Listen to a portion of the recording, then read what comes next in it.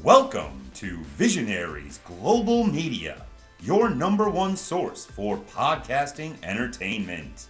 Visionaries Global Media, envisioning excellence on a global scale. Welcome to this very special edition of the Ringside Rant with you. This is the man with the magical voice, RJ, with you. Absolutely thrilled to have Damo, formerly known as Killian Dane, on this episode of the Ringside Rant. But before we send it over to the interview, I just want to make sure that everybody follows us on Twitter and Instagram @_Ringside Rant. Head over to ringsiderant.wafourapparel.com to check out the great merchandise we have over there. A new shirt is in the works, going to be out very shortly, so check that out. Make sure you subscribe wherever you're hearing this great podcast on all your major podcast platforms, including the Shining Wizards Wrestling Network, full press coverage, as well as the Visionaries Global Media Network as well. Big thank you to all three of those platforms for having this episode on there. And thank you for joining me this week right here on the Ringside Rant. Subscribe. Tell your friends. Tell everybody. Be right here in Ranters Nation next week. So let's send it up to the interview at this time.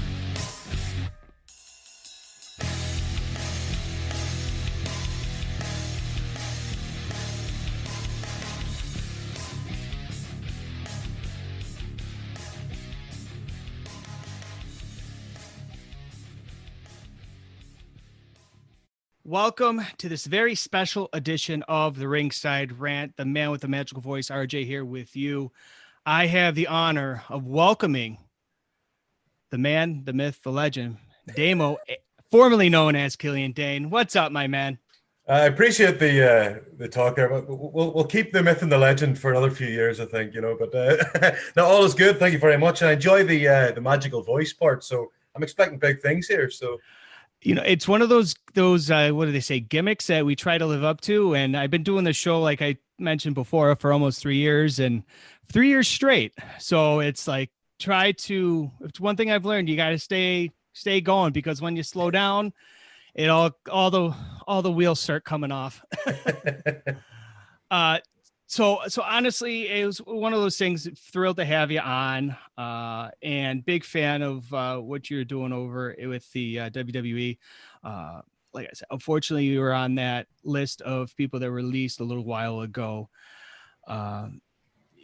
Briefly, it's one of those things. Did you see any of the writing on the walls? You were just coming off. I thought it was one of the great programs that you had with Drake Maverick. I absolutely loved it. Absolutely love what you guys are doing.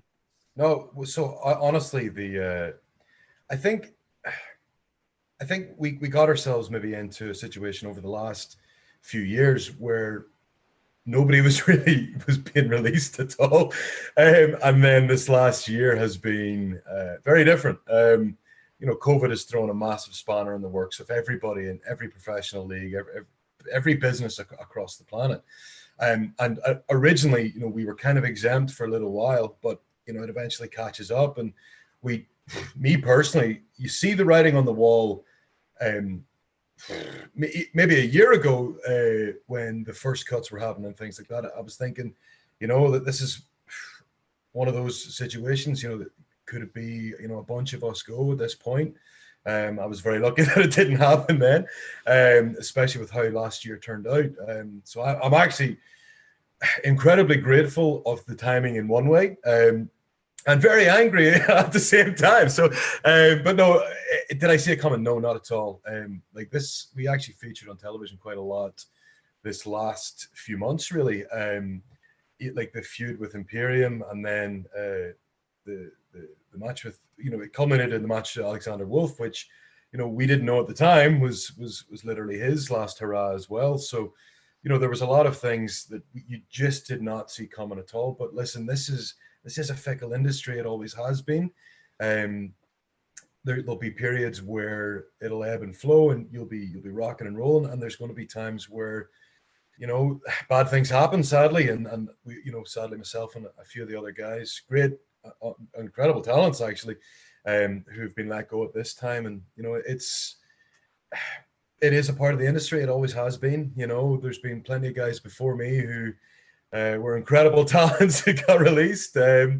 And for me personally, I went through every range of emotions on the day. In fact, the funniest part was I was actually in the performance center when I got the phone call. So it was even worse because I'm actually in the building and I'm going, okay, this is awkward. We were doing extra ring training every Friday. There's an opportunity for anybody who wants to go in and you can work out with coaches. And I've been going in every Friday because Hideki Suzuki and Robbie Brookside were taking sessions, and Robbie's we'll touch on him later, but he's been a massive influence in my career. And Hideki Suzuki's this incredible catch wrestler. He was one of the last people trained by Billy Robinson. So I've really enjoyed picking his brain. So I was in myself, Tim Thatcher, actually my wife Nikki was there, and a bunch of others. And we're having a good day. And sadly, it didn't end a good day. But I went through every range of emotion. And to be honest, the weirdest part of it all is that initial what if. And then that subsides really quickly because you start getting excited about what's next, and that's the weirdest part of this week. Yeah, it was one of those things where I've been a wrestling fan since like my son's 9, pretty much when I was his age, and it's just I've never, now that I've quote smarter up to the business, quote unquote, and you realize a lot more things. You starting seeing these releases happening just not with the WWE, just across the board. And it's just unreal. We've seen a lot of this, yourself included in that, obviously, is a lot of this great talent being released. And then obviously we have that 90-day complete, which my math puts you at about September 23rd. So something like that. Yeah. I'm like, I had to go. I'm like, okay. I had to throw it in. I'm like, okay, I don't want to count on my fingers because I'll lose count or something. But yeah, it's just a lot of people, or you're seeing a lot of people ending up, landing on their feet with the other companies. How have you been staying so positive? Obviously, it's still fresh. Obviously, so for me personally, it's so I grew when I was 4 years old. I think was the first time I saw wrestling. Maybe 3 years old. A friend of mine, my best friend Chris Goodfellow, he was a year older than me, so he was that little bit smarter. So he was watching wrestling, got me into it. We'd be watching. So World of Sport was on at the end of the 80s. And NWA started coming on our television in Britain. It came on Saturday morning or something, Saturday afternoon, whatever it was. And I think it was going between World of Sport one week and then NWA the next week until eventually it was just NWA. And obviously terrible for British heritage, but great for a child because of the razzmatazz of WCW as it was about to become. Right. And because I've been a fan that long, I went through when I was 14, 15, the really serious decision to try and become a part of this business. So you read all around it, you listen to every interview, every book, every biography, so you kind of you try to understand as much as you can about the business, because it's the only way to try and succeed in it, to be honest. But all through that time I've been a fan, you see decisions, things happen, people lose their job, people lose their lives, there's all kinds of things that have happened in my lifetime for my heroes and for everything else. So you're asking how do I maintain a positive outlook? Well, all I wanted as a kid was to be a pro wrestler, and I've in my 17 years since I started, I managed to carve out a career that got me from the tiniest of towns with no people watching to I managed to get on WrestleMania. So I literally, maybe I peaked a bit early. That was, but out of all seriousness, nobody can take that away from me, and that is something that no matter what happens, if I got hurt or if anything had happened to me, I always had that I managed to get there. And the coolest thing now is thinking what's next. I'm in a brilliant position. I've been very lucky with injuries. I realize I'm blessed in a way because some guys have terrible luck with this. I've been very lucky. I've niggles, yes, minor things, yes, whatever else. But I'm leaving in great shape. I'm leaving probably about as healthy as I've been in 6 or 7 years. And I've got 5 years experience of television experience, working with the likes of Shawn Michaels and Fit Finlay, William Regal, all these people who I idolized as a child, as a teen, and then idolized as a wrestler as I came through. All these people who've been helping us when I was in NXT or when I was on the main roster. And so the reason why I'm quite positive is I'm definitely leaving WWE a much better talent than I started. So I'm pretty excited to get out there again and almost like bring my knowledge and experience to wherever I go. And it's hard not to be optimistic because the world's opening up again.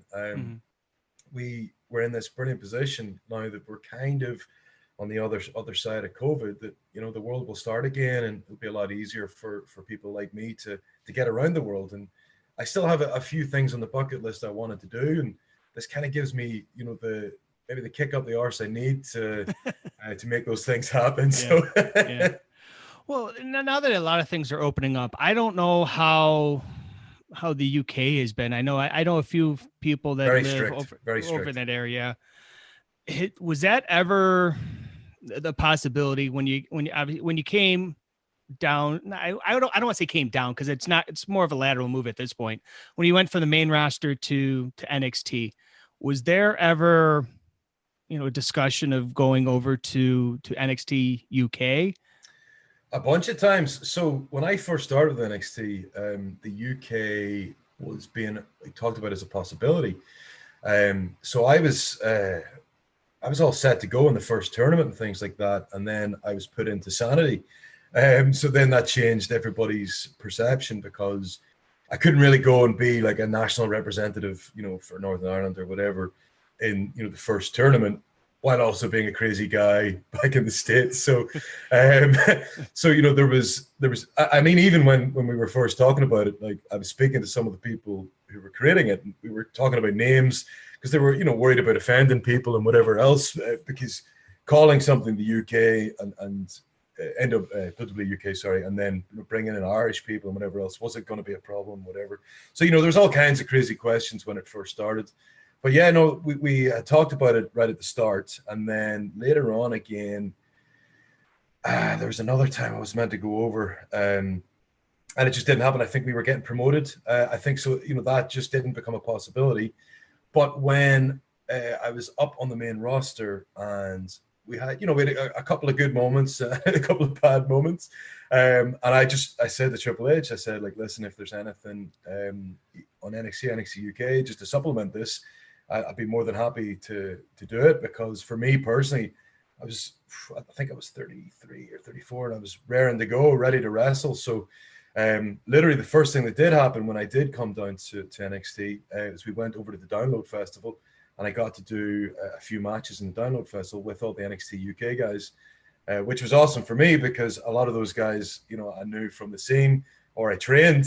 So for me, it was like being home almost without being in Ireland. I was in England with a bunch of lads who I spent a lot of time with and traveled with and wrestled. And so no, that was literally the first thing I did when I went back down to NXT, was get flown straight over. I put Matt Riddle through a stage, and then that night we were all on we were on a private jet up to New York to catch a flight the next day to England. Yeah, so.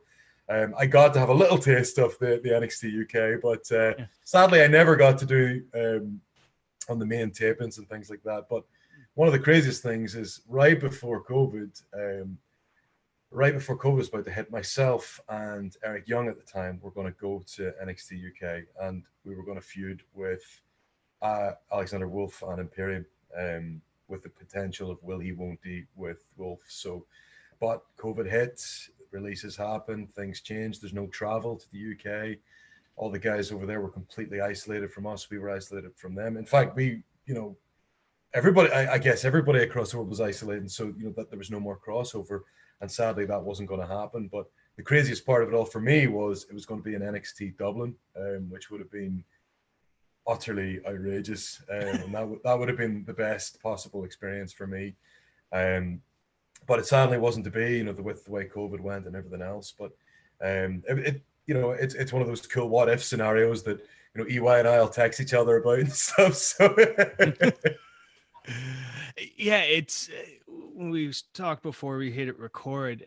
Sanity was my jam, man. I absolutely loved what you guys are doing. Even when you joined in, was it about, I think it was December 7th, according to my research, over there in 2016. Absolutely phenomenal. Just stuff that it's like, oh, okay, what's going to happen? How is this going to happen? Would it be the possibility of a Sanity reunion with EY and with Alexander Wolf? Now, I think EY's over in Impact, right? Yeah, he's currently recovering from injury. He did his ACL, sadly. He was in incredible shape, putting on great matches. Just timing sucks. But, you never say never when it comes to a Sanity reunion, for example. But, one of the things, like, we would get so many people like tweeting us and texting us after we split up.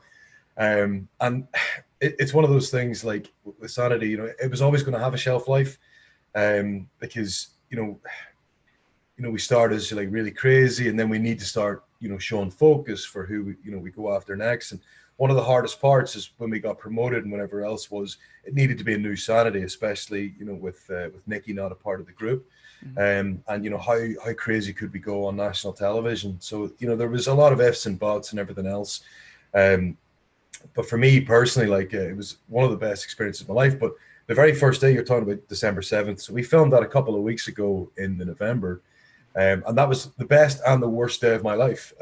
Because in regards to the best, I'm debuting on WWE television. My wife is a part of the group, which is awesome. But I'm replacing a guy who got hurt, and it really sucked because Sawyer Fulton was a great guy. We were friends outside of this. He's one of the fellas like I always keep an eye on.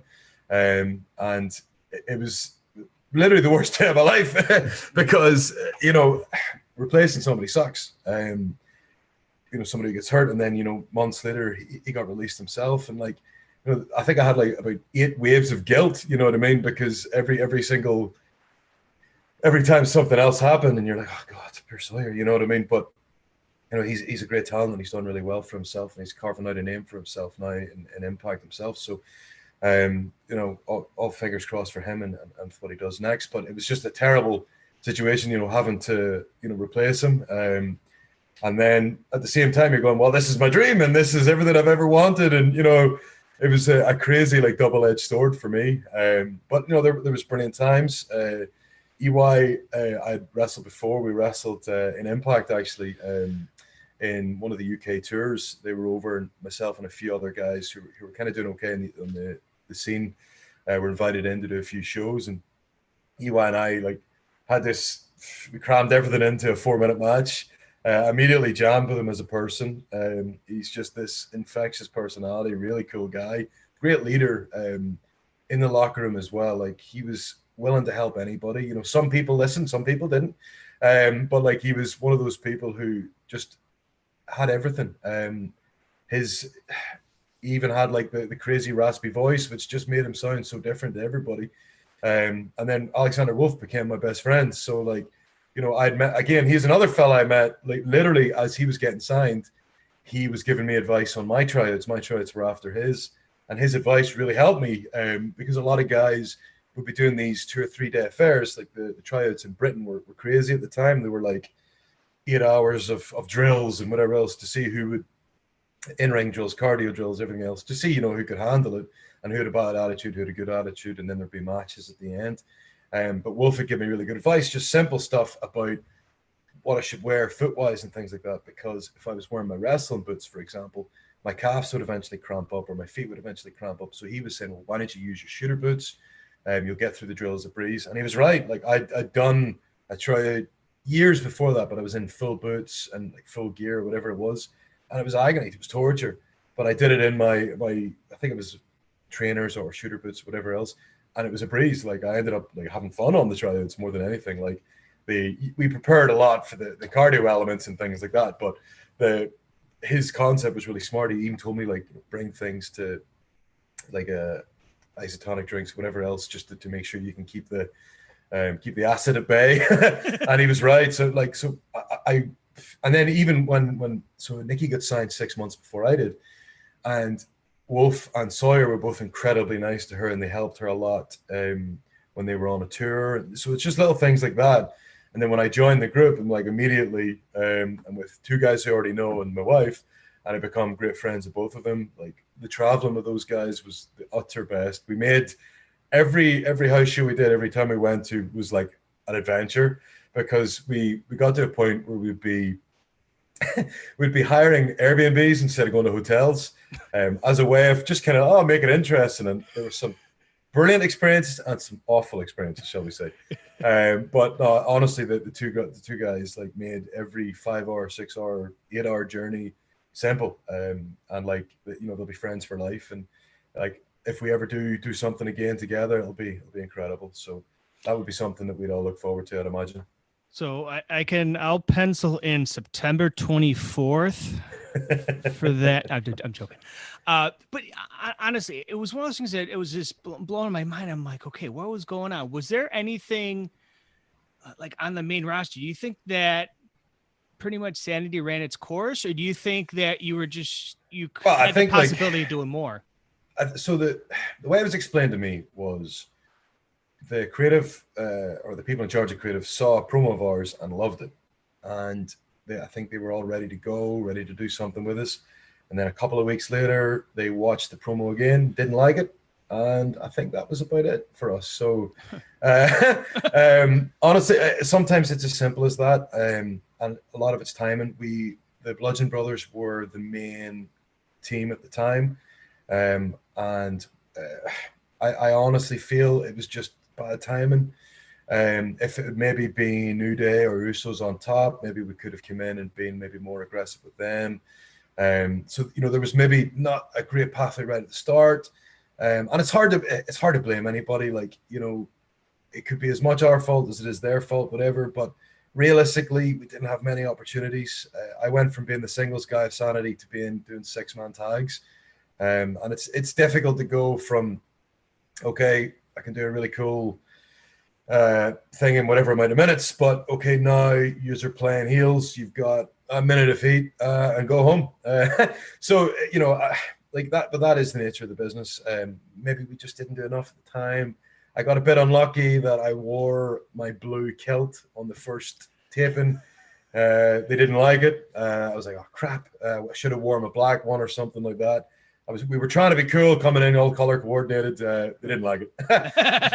But if I'd have come in maybe wearing the black or something, more dirty. This one was maybe too clean, too pretty, and it just didn't really play off with what we were trying to achieve at the time. So that was a bit of bad luck.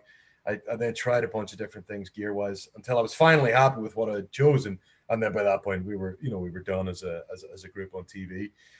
But listen, it was just luck. I mean, I can tell you, I was on. We did something, and right after the match, Vince pulled me aside and said there was something he wanted me to work on. I was like, yeah, sure, no problem. Then he pulled me in and he said, listen, you're going to have a really good career here. And I was like, oh, awesome. You go home, you feel 10 foot tall. And then I wasn't on TV for 3 months. So, it's like, but I believe what he said, but at the same time, we didn't maybe fit in any particular box at the time. And it was just luck. Like, I don't really blame the process. I mean, maybe, a lot of the pitches we put through, maybe we should have pitched it directly to him as opposed to going through writers or whatever. But, I can't really blame anybody other than us, because realistically, we were on SmackDown. Like, I think we wrestled like 15 matches or something. Or I'm not sure if it's as many as that, but, if we didn't do enough to impress in those kind of matches, then maybe that's on our shoulders as well. For us, we know that losing Nikki on the group was a big dynamic to what we were. We were very unusual, very fresh, because we're three guys and a girl, and she was the toughest of all of us. So, and that is the truth. So, like that's when that changes, then that's an element that changes. The promos change, the style of what we are change, and it's something that's just unlucky, but it worked out well for Nikki. Nikki ended up having a great run on NXT directly after that, and like her match of that Asuka was like the first time she'd had this big singles match, I believe, and that was just before we went up. And then, no, maybe it was a few months before she went up. But then when we went, she was then featured in a lot of storylines. She was like, had this thing with Shayna, cool story with Shayna Baszler, and there was a few other things as well. So it helped, I think, her character become more complete because, brilliant. She attacks Adam Cole and she's ripping at his hair and whatever else. But Adam Cole can never hit her back. You know what I mean? So right. There's only so far you can really go with that. And I think that was the main reason why she didn't come up with us in the first place was, if we were getting our ass kicked, what do you do with Nikki? And I think that was explained, because we're going up as villains. So up as a villain, you expect to take a beating. So you can't really do that when you've got a girl running around crazy. So that I think that maybe was something that they did. Like that isn't confirmed. I'm just assuming that's what it was. Right. Or maybe they needed Nikki in the women's division. I couldn't tell you the full ins and outs. At the time, they were like, "This is what's happening," and we're just like, "Rrr." All of us, like they actually filmed our reactions when we got promoted, and they never used the footage because all of us were gutted that Nikki wasn't coming. It's like we're all like, "Yes," and then what? Oh shit! And that sadly was again, like I said about the replacing Sawyer was a great day and a terrible day. And then when we get promoted, it's a great day and an awful day. You know what I mean? Because that's my wife. And we can't bring her up on the road, and like we're going to be separated and things like that. So that was difficult. But we've both been in the industry for so long. We've been apart huge stretches. So we're both in the kind of situation where we're like, well, we'll kill it, and then when all this is over, we'll have plenty of time to get angry at each other. So. Well, that's I'm just thrilled to see what she's doing on Raw now too, and all that stuff. She's still just absolutely. She always passed me coming out with her program like she did with Alexa, and now she's out on her own. It's like, you can't help but love what she's doing. Absolutely. Listen, like I can tell you this, she's got this infectious personality. She's brings this positivity the entire time, and like what I love about this gimmick is it's given her an opportunity to be a character she really wants to be. Like she wants to be appropriate for little girls, like someone to aspire towards and whatever else, because not all our characters are that way inclined, because some are villains or some are whatever. So this is a great opportunity for her to be like, especially with the way the world is right now, to actually be a positive force is actually kind of incredible. And it's been fun because, this came from her idea. She was able to pitch it. Took a long time to get started. Like the funniest part is we thought it was never going to happen. And then now you're like, at first we weren't sure it's going to happen. And then boom, it was all go, go, go. And like her gear maker is based in Holland, so there's this added extra time to get everything here. So, it's just so funny, like, but it all worked out. And she's loving it right now. Like even when she started doing the stuff on TV just before the superhero gimmick, this all happened out of nothing. Like somebody got hurt or something, and she filled in. It went well because she's that type of character, and great. They were like, okay, let's just go full steam ahead with the superhero, and it really suits because the way Nikki is as a person is very close to a lot of the things that she's saying in her. Obviously, maybe not as or maybe she's more dorky in real life. Like, maybe we should cut that bit. She might be mad at me, but she honestly, this is a great experience for her because she's out there on her own now. She's not attached to Sanity. She's not attached to Alexa. This is just her, and she's an incredible talent. She's got all this charisma, but there's a lot of times you don't really get a chance to showcase that, and like that's the nature of the business. But she's getting that opportunity right now, and fingers and toes are crossed for her. Yeah, and I was waiting when I saw it. I'm waiting for Shane Helms to come out as a hurricane with her. I'm just waiting. I'm crossing. She's already pitched it, so I'm hoping that it'll happen because Shane's a great guy. Like we both adore Shane outside of this, and he's helped. He's given her really smart like advice with the mask and things like that. How it stays on, because there are things that like. There are things people don't understand, like when you're wrestling, even a headlock can move anything, you know what I mean? So like Shane's been like kind of instrumental in helping that side of things, and like being really hands-on with things like in that regard, and that's really helped because listen, she could just put on a little Robin thing and it'll fall off immediately, and sadly that's what happens because there's no real example of masks like this in years, you know what I mean, that are being used in like I'm trying to think even like in this kind of context. You know, it's rare because people might use it for entrances, or they might use a full mask or a hood or whatever else. But the way this is like you know, it's a very small thing, so they have to secure it in certain ways. And like it's been funny because, you know, she's obviously like, well, I need to practice in it, whatever else. Because, you know, that is important. If it comes off, then, you know, that's, she could like be blinded or whatever else temporarily, and something could go wrong. So Shane's been brilliant to help with that, and I'm really excited to see like if they do something with him down the line, or maybe some of the other superheroes, which would be pretty cool. There you go. Has since you've been away from the company, has there anybody that been in touch with you? I know you mentioned a lot of you met Robbie Brookside, you met William Regal, you mentioned Fit Finley as well. Anybody just been able to everyone check in with you? Yeah. Honestly, like, so I'm not like this overly emotional person, but like, you know, the thing that got me was the positivity people were giving me. And I'm like, I was really blown away, like some online, some offline, you know, people text me, people call me, whatever. And like, it's been crazy because I think it's good to know that I'm not an asshole. So, I mean, that's kind of, it was that affirmation. I was like, oh, cool. I'm really glad to know that, actually.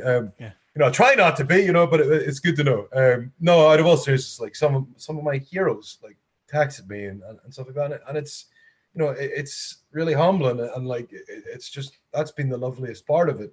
Like Robbie Brookside is I can't really explain. Like, he's just so, I met him at such a pivotal time in my career, and he really helped me get to the next level and have the belief to get here in the first place. So he was actually there in the performance center when I found out, and like, you know, he's just as good as I am, because, you know, we've been friends for 10 years now, and he was a coach for me, he was a mentor for me, a sounding board for me. We've been watching Euro 2020 together, been following all the England matches. I go over to his, we watch all the matches and stuff like that. So like, and he's been like this. I think I've learned more about how to act outside the ring. You know, that's been really important, as well as how to act inside the ring. Because Robbie was an incredible wrestler himself.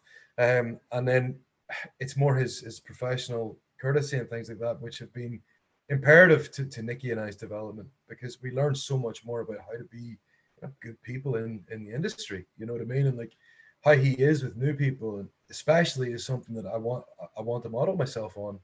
How he is like what I know for me, like, so I played soccer up until the university level.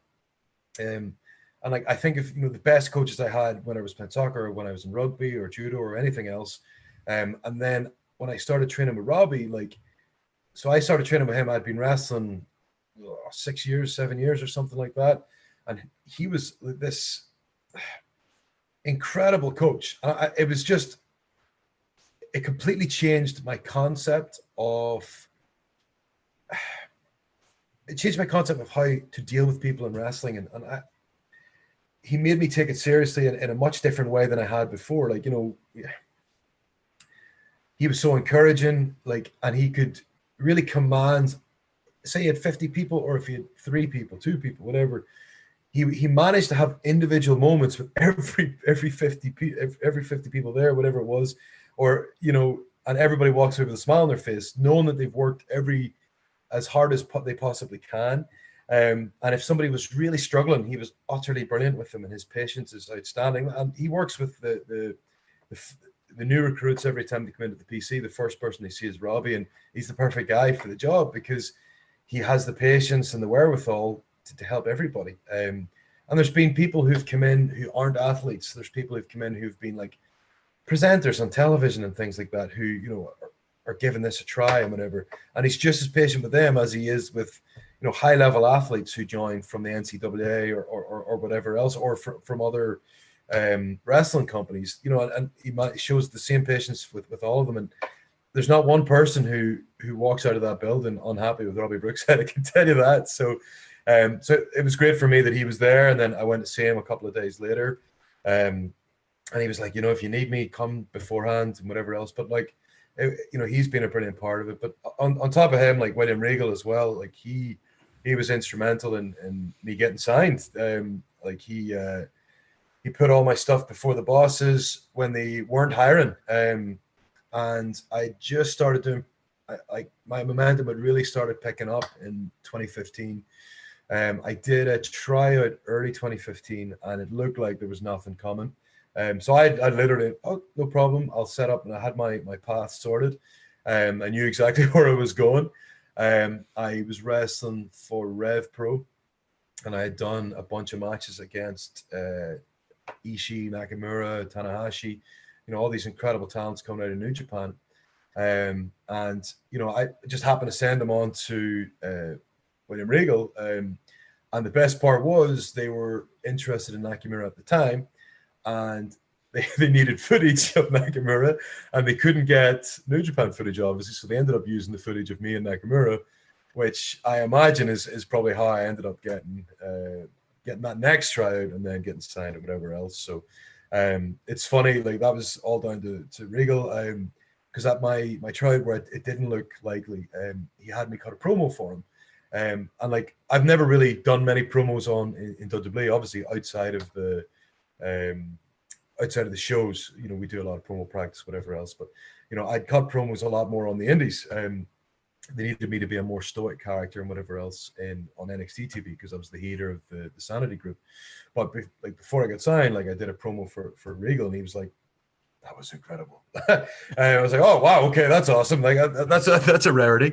And he helped. He helped me. Like I remember what he said to me at the time was, because like he knows a lot more about where I come from and things like that, and I was able to talk about things like that in the promos. And he said to me, we need real people here, people who have had real experiences. And like he was true to his word. Like he said, when an opportunity would come, he would put my stuff in front of the bosses. And within a few months, that's exactly what happened. So he was one of the first people to text me. And it was, as I said, it was quite emotional for me because himself, Shawn Michaels texted me and all these other people. And you're just like, wow, that's awesome that they saw something in me enough to text me when it was over, as well as help me so much throughout the process. So, outside of that, there's so many others.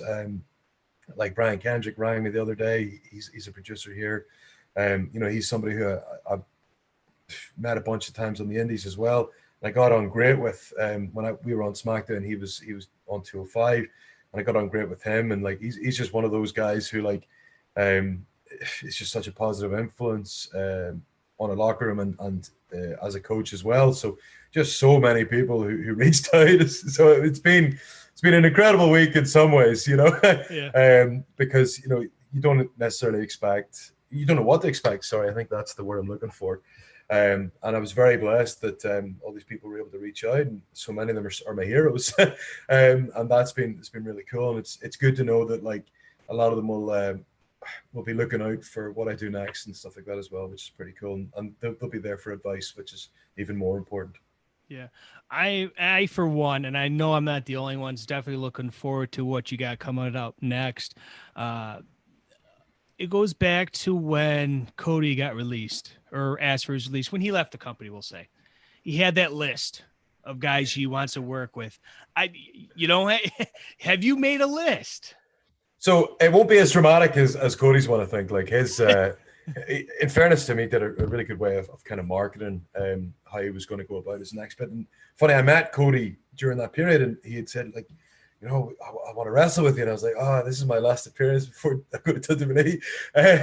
But he was a very cool guy, actually. But like, that's almost like the first thing that happens is you start thinking, there's a lot of guys who I'd actually really like to wrestle.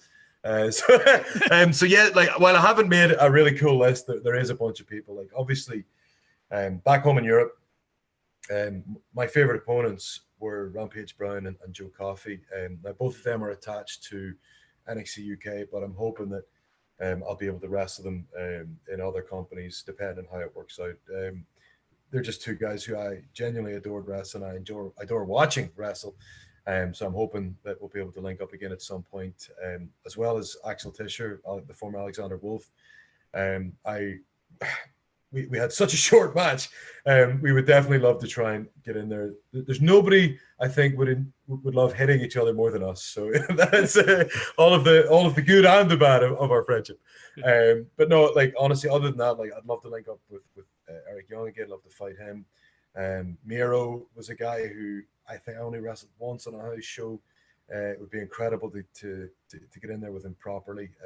Been a big fan of Miro's work. Don't tell him because he always beat me at like FIFA and stuff like that. But I really like this work, and it would be really cool. Likes of him, Kenny Omega, obviously. Moose, is a guy who's just flying at the minute. And then over like Japan, I'd love to wrestle Ishii again. Like we worked in 2015. And it was one of my favorite matches. He doesn't have brilliant English, and I have no Japanese, so it was almost like a charades match when we were like trying to figure what we would do.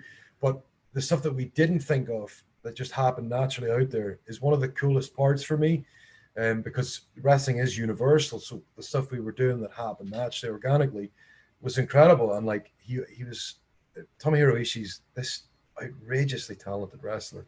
And I'd love to wrestle him again, especially with the knowledge that I have now. Whereas at that point in 2015, I was less aware of how I wanted to present myself, because at that point, you're playing for your audience as opposed to playing for your future. You know what I mean? So I'd love to wrestle him again. Shingo, obviously, this incredible wrestler. Followed his career since Dragon Gate. Like he's just on fire. I never got to wrestle Okada. He would be incredible. Like another one, like I adore is Andrade. He's a really good friend, actually. Like, but somebody I never got to wrestle with. Followed him when he was La Sombra. You know what I mean? And we were on tours together. But we were always like, if I was a face, he was a face, or if I was a heel, he was a heel. So we just never quite got a chance to mix it up. But he was one of the guys I looked forward to talking to. When we were out, or when we were drinking, or whatever else, or when we were on a bus. Same with Rush, ROH. I'd love to wrestle him. He's one of those guys who, like, I feel like he's one of the best on the planet right now. And like, I'd love to see what like how I would mesh with him. But yeah, there's so many. Like that's literally off the top of my head. But I know there's like about 30 or 40 more. I'd be like, want to wrestle him.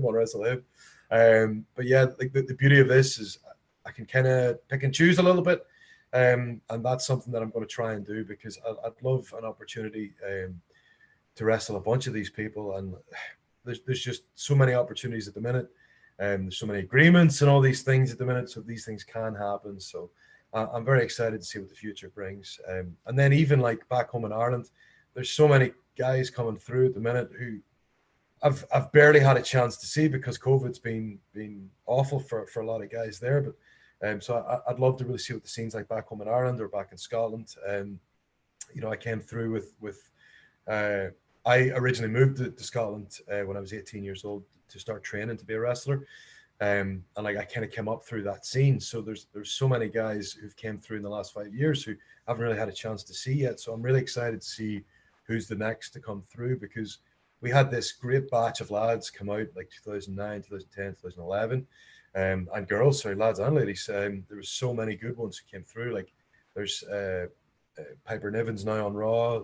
Keely Ray just lost the NXT UK Women's Championship. So like there's just so many like great talents who came out of that scene. So I'm excited to see who the next ones are, and that's something that, like, as I said to Robbie Brookside earlier, like he was always so good with new people that. I'm hoping that that's something I can then give to the next group, is try and be there to help, or to at least, like, I was so lucky I had the likes of Doug Williams on shows, Robbie Brookside on shows. I had all these people who I could ask opinions of. Rampage Brown, for example, is somebody I would always ask, because I adored him as a person and as a talent. So I had all these people who I could talk to, and like even Dave Mastiff's another person I forgot as well. Like, there's just so many. Like I could say this could be the next pod. I could sit here for an hour rhyming off people's names I want to wrestle. But yeah, like what I do want to do next is, wherever I go, whatever I do, is to try and help the next group that come through after me, because that's the only way that this scene, this industry is going to improve, is to continually make the next group better. They can learn better from our mistakes. And I noticed that like the group that came through, like, that late 2009 or early 2010 group, who all like, we all ended up on Rev Pro, Progress, ICW, like all at that kind of same time out of Britain. And Europe, actually, like Tommy N and stuff. Tommy N's another one as well. So there you go. they just keep coming into my head here. That's the problem. And I should write it down, actually. You know what? I will. I'll make a list. There you go. I'll put it online. I'll Cody's right, but like, honestly, like our goal, all of us who got released here, we're all like that little bit older, over 35, with so much experience, and we're going to be able to go out to the rest of the world and try and help the next group. And like, there's just so many guys there with great attitudes and great personalities. And like, you look at Breeze, for example, already has his own school. I imagine Fandango will be incredible out there. There's even like the sayings and everything else. Like, there's just so many guys. There's so much experience, and they've just had all this experience on TV amongst all these producers and trainers, and then obviously the likes of Triple H and whatever else who are able to give you ideas and concepts and whatever else.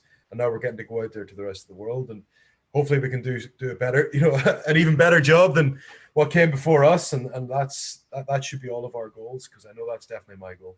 Yeah, that is absolutely. I look forward to each and every one of those matches. I'm really digging. Been a big fan of Tommy End, obviously, when he was when he first debuted at that the UK tournament. Yeah. It's one of the surprises. I'm like, oh, who is this dude? But yeah, it's definitely going to be looking forward to see you coming out with that chip on your shoulder, like you said, and really take a lot of guys to task.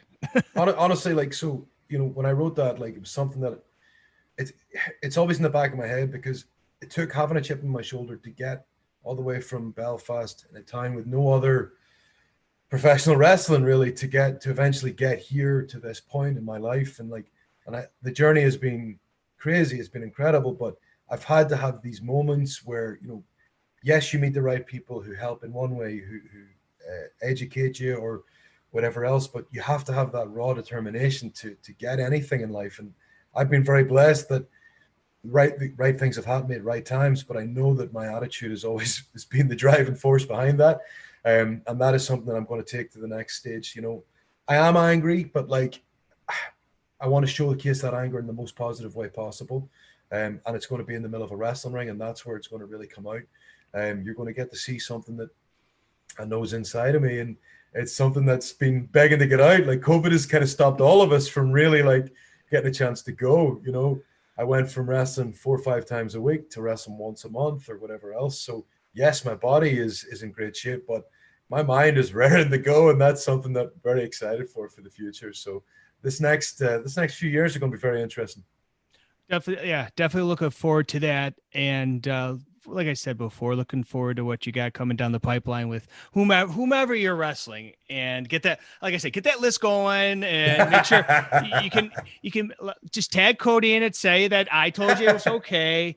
No, I'm joking. But on a serious note, I appreciate you giving us time today or tonight, where I don't even know anymore.